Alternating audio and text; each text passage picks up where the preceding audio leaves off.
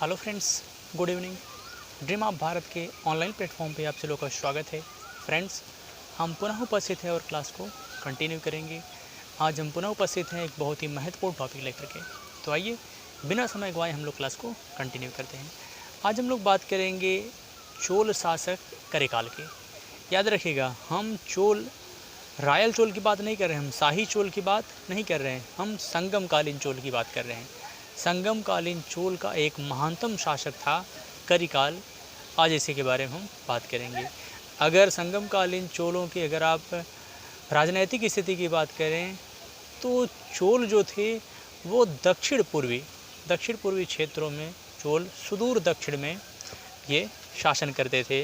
हालांकि संगमकालीन 3 राज्य थे, जिसमें चोल, चेर और पांड्य, जिसमें चोल एक महत्वपूर्ण राजवंश था। चोल शासक करिकाल। हालांकि करिकाल जो था यह एलारा का पुत्र तथा उसका उत्तराधिकारी हुआ करिकाल, और यह 190 ईस्वी के आसपास इसने शासन किया था। लगभग 50 वर्षों तक करिकाल ने शासन किया था। और करिकाल का अर्थ होता है जली हुई टांगों वाला। करिकाल का अर्थ क्या होता है? करिकाल का अर्थ होता है जली हुई टांगों वाला। हालांकि करिकाल को अपदस्थ कर दिया गया था, लेकिन पत्तपातु ग्रंथ से यह उल्लेख मिलता है कि इसने पुनः जो है सत्ता पर अधिकार कर लिया था। इसने 2 महत्वपूर्ण युद्धों के माध्यम से अपनी शक्ति और प्रतिष्ठा में वृद्धि की। इसने वृद्धि की। पहला था वेड़ी का युद्ध। और वेड़ी के युद्ध में इसने चेर तथा पांड्य के 11 शासकों को पराजित किया।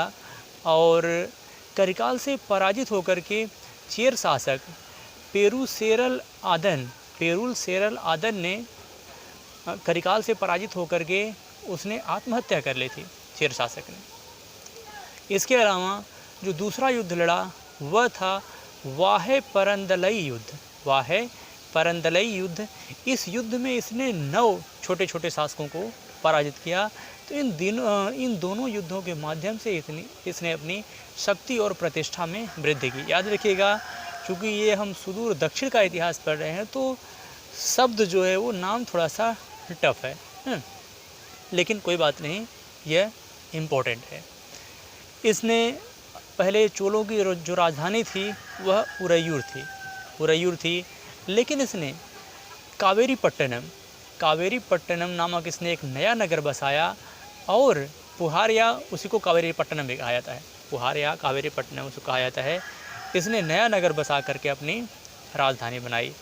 और इसने श्रीलंका के शासक को भी पराजित किया था। इसने कावेरी पट्टनम में कावेरी नदी के तट पर 160 किलोमीटर लंबा बांध बनवाया था। और वह बांध 12,000 गुलामों की सहायता से बनवाया गया था।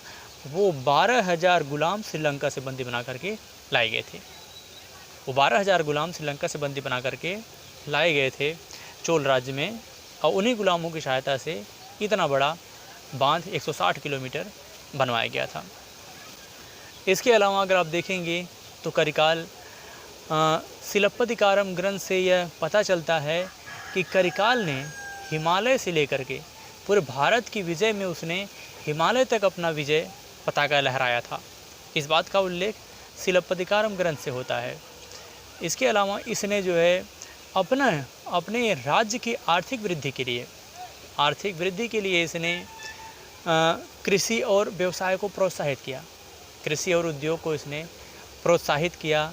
इसके अलावा इसने जंगली भूमि को साफ करवाया, कृषि के लिए प्रमोट किया, उद्योग के लिए इसने प्रमोट किया। कावेरीपट्टनम एक प्रमुख औद्योगिक शहर था।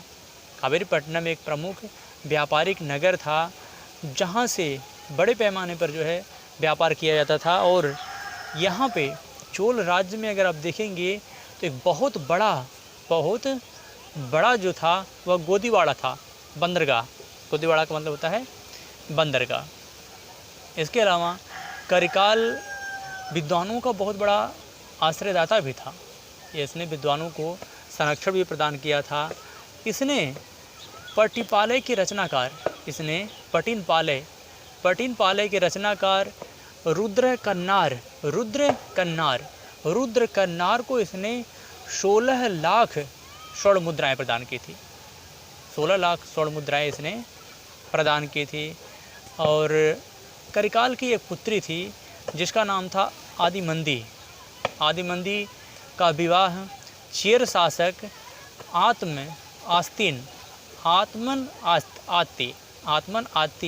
चेर शासक आत्मन आत्ती के साथ हुआ था।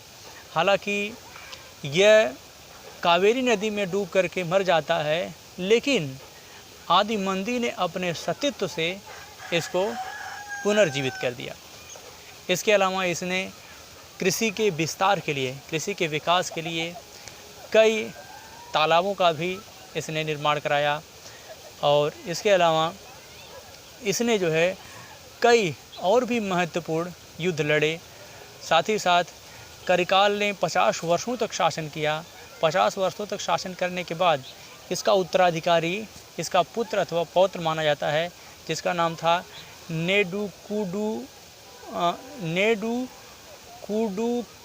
नेडुकुडुकिल्ली इसका उत्तराधिकारी हुआ। यह भी एक शक्तिशाली शासक था जिसने चेर तथा पांड्य शासकों को पराजित करके अपनी संप्रभुता स्थापित की थी। तो ठीक है फ्रेंड्स, इसी के साथ ये टॉपिक समाप्त होता है। फिर मिलेंगे एक बेहतर क्लास के साथ। तब तक के लिए जय हिंद।